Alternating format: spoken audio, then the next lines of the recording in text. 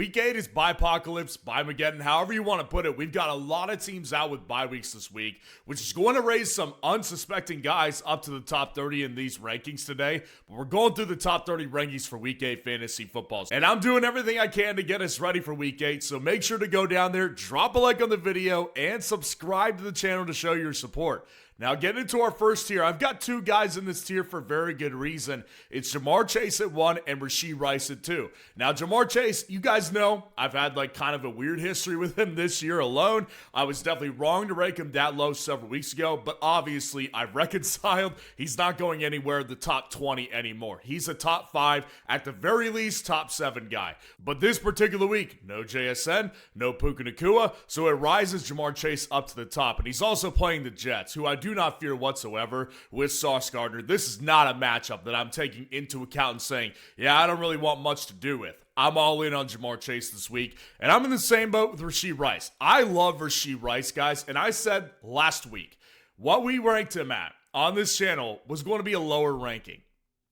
That's what we're seeing this week. Versus the Washington Commanders on Monday night. If Jaden Daniels plays, which is what all of my rankings this week at every position is based off of, him playing, I think this could be a shootout, and that's where Rashee Rice gets more involved than he did last week. They didn't even need him last week to really beat the Raiders, but they still used him into oblivion. I think even this week, it gets much better if they really need to use him. Rashee Rice at 2. Dropping down to our next tier, I've got Justin Jefferson actually at 3, one spot over CeeDee Lamb, who we will talk about here in a second. So Justin Jefferson on Thursday night. Those Thursday night games I've been proven right over the last 7 weeks. You bump up wide receiver and all offensive options, and you bump down defensive options on Thursday night. So he plays the Chargers defense, who secondary-wise, they've been getting kind of roasted over the last several weeks. They've got tons of injuries they're still dealing with. So I think Justin Jefferson could actually have one of his better games of the season on Thursday night tomorrow night.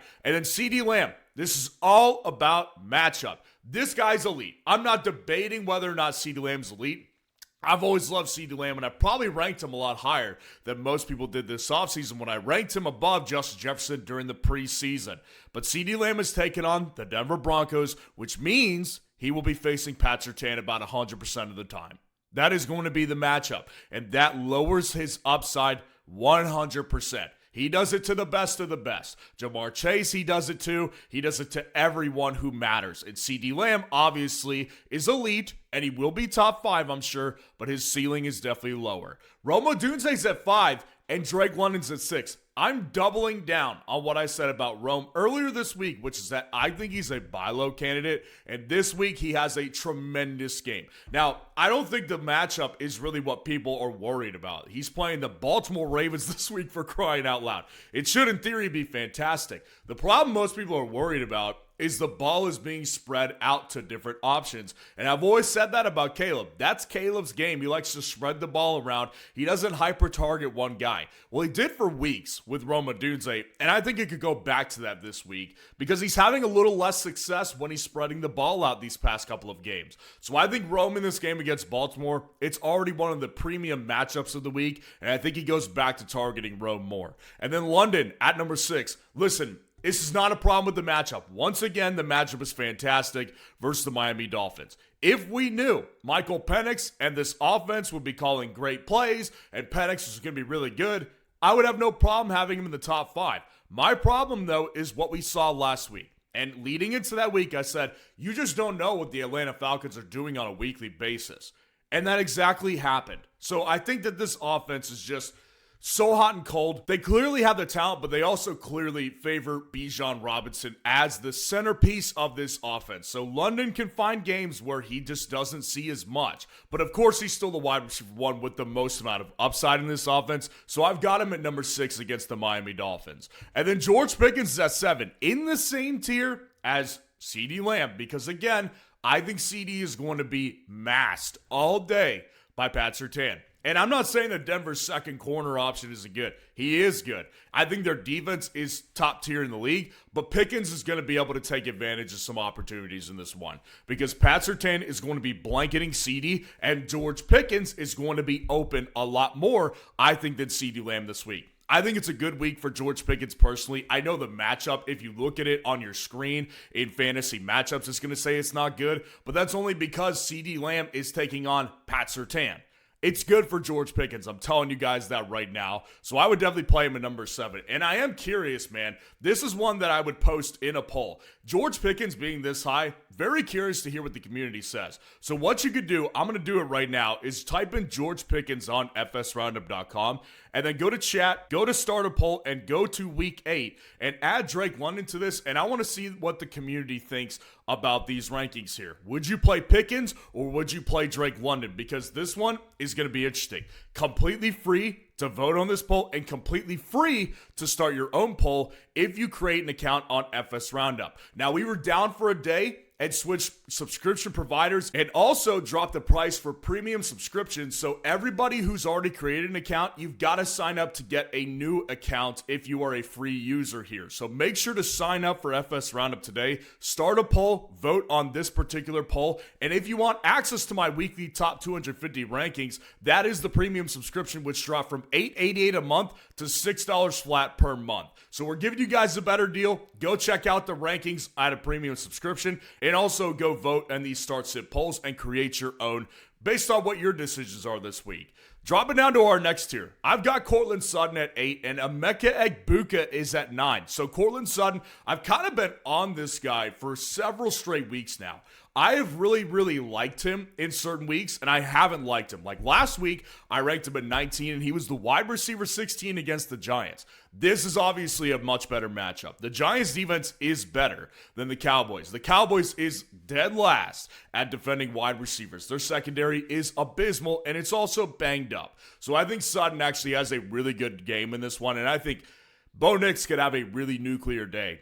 I think Courtland Sutton is the guy you absolutely want in this Dallas matchup, and I would take him over Egbuka. Listen, Egbuka was not, like, the targets were not an issue, and they're not going to be an issue. They're missing Mike Evans throughout the rest of the season, and I will say I'm ranking this week as if Godwin does play, but even if he does, like, Egbuka is still the guy in this offense, and he will be moving forward. Now, the problem with Egbuka this past week was the targets were there. He was clearly hampered, though. Like, at one point in the game, he jumped. He had to jump up to get a jump ball, and he barely got off the ground. Like, he's clearly not healthy. And that's my one concern in this one is, against New Orleans, the matchup is great, but how healthy does he get off a short week? I'm a little worried about Emeka Egbuka. That's why I've got him at 9, but opportunity is absolutely there on a weekly basis, and it will continue to be the case. Michael Pittman's at 10, and Ladd McConkey at 11. Now, Michael Pittman versus Tennessee rebounded in a big way last week, and this matchup is obviously fantastic. Now, I will say, a couple of things come into play with him being at 10. Number one is that I still do worry about his target share on a weekly basis. He got a good amount of targets last week, but a lot of times he's right around that 5 to 6 target range. The other reason he's higher ranked this week is because, again, it's bye week Mageddon. Like, everybody is out, raising up a lot of these mid-tier guys. So Michael Pittman versus Tennessee, I want in on the matchup, and the offense is so efficient right now. You can't go super wrong with this one. And Ladd McConkey versus the Minnesota Vikings Thursday night game. Again, raise up those options here. And I do have a favorite between him and the rest of the receivers, because if you look at the targets the last several weeks, they've been going towards Ladd. Now, Keenan Allen definitely still involved. I think Quentin Johnston gets back to be more involved, but I do think that Ladd McConkey is definitely the best option if they're all getting a basically even split of targets. I think Ladd McConkey is the guy that I would want against the Minnesota Vikings on a short week, because Keenan Allen is older, probably not good to go for a lot of these short week type of situations. Jalen Waddle at 12 and A.J. Brown at 13. Now, Jalen Waddle at the Atlanta Falcons, I actually don't mind the matchup. And Atlanta is actually good against wide receivers in fantasy. But here's the problem with last week, for example. So they play the Cleveland Browns, a good defense, but they do nothing offensively. Well, I said this all week, and I've had this team nailed for years. This team sucks in bad weather games. Anytime you get them out of their element, which is in the heat or in a dome, basically, they're going to suck if they have to play in cold weather, in rainy weather, in windy weather. They're not a weathered team. But this is a dome matchup. I think Waddle has a major bounce back week this week. And A.J. Brown is one spot ahead of Devonta Smith at 14. Listen, order these guys how you want to. Like, I could understand the argument. I mean, Devonta Smith is several spots higher as far as how they've produced in fantasy this year because Devonta Smith has actually been more of the volume guy for them this year. And he's actually just shown much better chemistry with Jalen Hurts. So I do think that there's much credence to the argument that Devonta Smith should be ranked over A.J. Brown.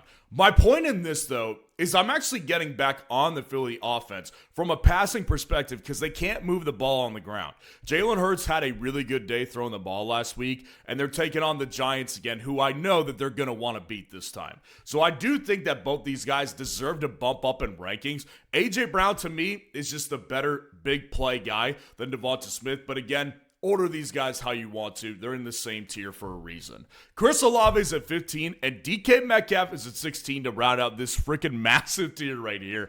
Chris Olave at 15 is because the Tampa Bay Bucks are a bad defense already. They can get abused by wide receivers. And Chris Olave, like at this point, man, you can't argue with the volume. The volume is there on a weekly basis, and he's finally hitting some upside games. So Olave could find himself in position to where he moves higher and higher every week, regardless of who's on bye. Like this week, obviously, he's at 15 because there's tons of bye weeks. Guys, again, like Jackson Smith-Njigba are out. Puka Nacua, Devontae Adams, they're going to raise up a lot of these mid-tier guys. But Chris Olave, again, you can't argue with the volume at this point. It's 100% there. So against Tampa's defense, I like the matchup and I like the opportunity. And then DK Metcalf versus the Packers. Look, on one hand, I find myself in this game thinking Aaron Rodgers could have a really dominant game because he wants to beat the Packers. I believe if he beats the Packers, what I saw earlier this year is that he would beat every one of the 32 teams in the NFL if he wins this Sunday night. So he's going to want to play a good game. But DK Metcalf is also, again, I've been highlighting this for weeks, not on the same page always with Rodgers. And he has dropped a lot of passes this year. So I just have trouble ranking him over a volume guy like Chris Olave, even though he's got more big plays in his arsenal. But he's still a solid play this week for sure. Dropping down to our next tier, Wan'Dale Robinson's at 17 and Keenan lands at 18. So with Wan'Dale against the Philadelphia Eagles, listen, Darius Slayton is ranked this week because I do think he makes his return.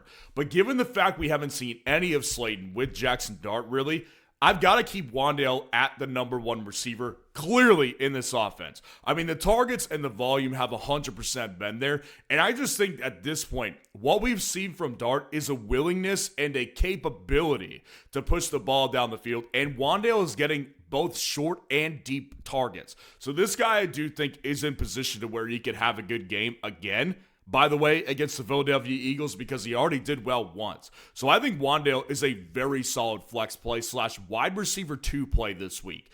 And Keenan Allen versus the Minnesota Vikings, again, Thursday night matchup, you got to bump up those wide receivers. Now, the only problem I have with Keenan this week is, like I said with Ladd, I think Keenan being an older player probably doesn't do him much of a service in a positive way to play on a Thursday night short week because he is in his mid-30s. I mean, this guy has shown signs of slowing down in recent weeks. He had a great game last week, but again, he's coming off a short week, and it is against a tougher defense. So I don't put it past him to have a bad game, but his target share has been so steady, I have no choice but to put him around this 18 to 20 range because it's always there. And Zay Flowers is at 19, and Ted McMillan's at 20. So with Zay, I think that this guy coming back this week versus the Chicago Bears off the bye, it really doesn't matter if it's Lamar or one of their backups, whether it's Cooper Rush or Snoop Hundley. I'll tell you the real difference, though, is that with those backups, he was actually getting a really consistent target share. That consistency falls apart, and I believe Lamar plays this week. But his upside is 100% higher with Lamar Jackson. 100%. He can score a 25-point game with Lamar Jackson. He couldn't do that with those other quarterbacks. So I do think that with Lamar Jackson coming back, as I'm projecting, he does have upside, but I've got no choice but to rank him here because he's not going to see a super amount of consistency with Lamar because he never really has. And Ted McMillan at 20 to round out this tier. Buffalo has honestly been a great matchup for teams. I'm curious what they're going to look like out of the bye week, but I'm not worried about the matchup. What I'm worried about ultimately is Andy Dalton coming in because Bryce Young is not going to play in this game. Andy Dalton, I actually think, provides his receivers more upside in fantasy than Bryce Young does. But the problem is he really likes Xavier Legette. And that's a problem for Ted because he kind of became irrelevant, and not irrelevant, but he became less relevant in this offense. And I think with the return of Jalen Coker, that becomes a bigger issue. So I don't think if he's not getting hyper-targeted, he's not going to be dominant, but I like the matchup a lot, and he is still their wide receiver one in the offense. Dropping down to our next tier, I've got Jordan Addison at 21, and Quentin Johnston is at 22. So with Jordan Addison, I've talked about him a couple times over the last several weeks. I'm done doubting the guy. I mean, the guy is one of the best NFL wide receiver twos in the entire NFL. I mean, he's fantastic, man. What it comes down to is I don't trust the quarterback. But I will say this. They announced that it's going to be Carson Wentz once again on Thursday night. He's kind of showing an affinity to throw to Jordan Addison as his wide receiver one on certain drives. So I do think that Jordan Addison is going to remain plenty involved, and it's a good matchup. And then Quentin Johnston at 22 versus Minnesota. Once again, I think the Thursday night game actually could do well for QJ versus Keenan, but I'm going to put him down here because they weren't targeting him as if he was 100%. And off a short week, that doesn't exactly make me feel great about him coming in 100% tomorrow night. So I do worry about the injury more so than the short week and the matchup for QJ, because QJ realistically can do well on any team because he goes over the top. But if he's not 100%, he's not going to get a ton of targets, and that limits the upside. That's why he's at 22. Deebo Samuel at 23, Terry McLaurin at 24. Again, projecting these guys play, also projecting Jaden Daniels plays. So they may not even play, and this may not even matter. But if they play and Jaden plays, I want these two guys in this range because I don't know who's going to be better. I've got Deebo one spot over Terry this week only because I think Terry will see a lot of Trent McDuffie if he does play. And Deebo probably gets a lot of open targets in the middle of the field, short of the field. I think he'll be very relevant if he plays. And Terry McLaurin plays as well because I think Trent McDuffie spends the majority of his time on Terry McLaurin.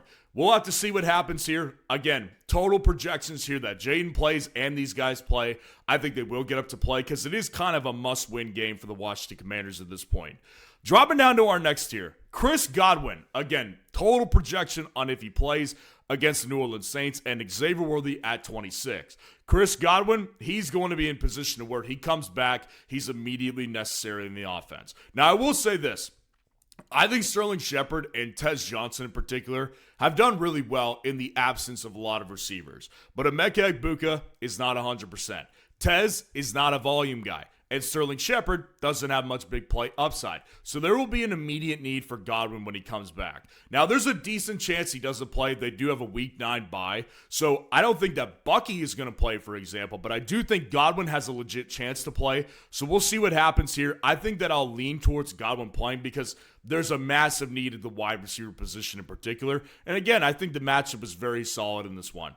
Xavier Worthy at 26 versus Washington. This matchup is awesome. I love the matchup, but I've been saying this for a couple of weeks now. I don't think Xavier Worthy is healthy. Like, there is a real reason why Hollywood Brown is outproducing him. Travis Kelce is even outproducing Worthy. I don't think Worthy's that healthy right now. I think that shoulder injury is lingering for him, and he's also got an ankle problem as well. So I worry about Xavier Worthy for the long season. I hope that he gets right after their bye week. But right now, he's only in the top 30 because of the bye weeks. I really don't want to play Worthy that much right now. Ricky Pearsall's at 27, and DJ Moore is at 28 to round out this tier. And Ricky, if he comes back, it's a brutal situation. This guy plays Derek Stingley in all likelihood. I would imagine if Ricky Pearsall plays, Derek Stingley spends the majority of his time on Ricky Pearsall. And that's a big problem for Ricky in his first game back in, 4 games now at this point? But again, we don't even know if he plays. So if he plays, this is not a great matchup to take advantage of with Ricky Pearsall. And it's probably not going to be Brock Purdy in this game. It's probably going to be Mac Jones once again. I think that the chemistry with Brock Purdy is really good, but I don't think it's as good with Mac Jones. So it's just a messy situation, man. Again, getting down to the bottom of these rankings, it really has a lot to do with the bye weeks, man. Ricky Pearsall would not be in the top 30 if there was not tons of bye weeks this week, but he is in the top 30 this week because he is the wide receiver one in this offense. And DJ Moore at 28 to round out the tier. the matchup is really good. I mean, I talked about it with Rome against the Baltimore Ravens. That secondary is atrocious. I don't think that the bye week changes anything because they're dealing with tons of injuries on the front end and on the back end. And I don't know how many of those guys are going to be healthy to go for this game. DJ Moore actually had a little bit of a resurgence as well these past couple of weeks, and I do think that he's always involved to a certain extent, but the upside clearly is not as high as a guy like Rome. But would I play DJ Moore over guys like Stephon Diggs? I personally would. Dropping down to our last tier, Romeo Doubs is at 29, and T. Higgins, look at him go, is in the top 30. I think that Romeo Doubs at the Pittsburgh Steelers this week, this could be a low-key shootout. I really do think that. Like, I think the Steelers defense already isn't that good. They're hot and cold at the very least. And Dobbs is clearly showing to be his number one target for Jordan Love. Like, he's getting a lot of targets in the middle of the field, deep shots, red zone. He's a red zone threat already. We already know that he spent a lot of the year in the end zone. Romeo Doubs can have a massive game at any point, but he can also have bad games too. So I'm not going to rank him much higher than this, but I do think he's 100% in play this week. And T. Higgins, man, a couple reasons why. Obviously, the bye weeks raise up T. Higgins, and I will say this, like, I'm not as nearly uncomfortable of playing T as I was with Browning, now with Flacco. Flacco really does increase the upside of the pass catchers. Good matchup versus the New York Jets, and T could have another big game if they really, really start to just dominate the Jets in points. I don't know if they're going to score 30 again. That seems like a little bit of a stretch here, but I do think it's on the table because this defense isn't good, and T. Higgins is relevant once again. So let me know what you think in the rankings in the comments below, and if you want to see the top 12 kicker rankings for Week 8, click on this video right here.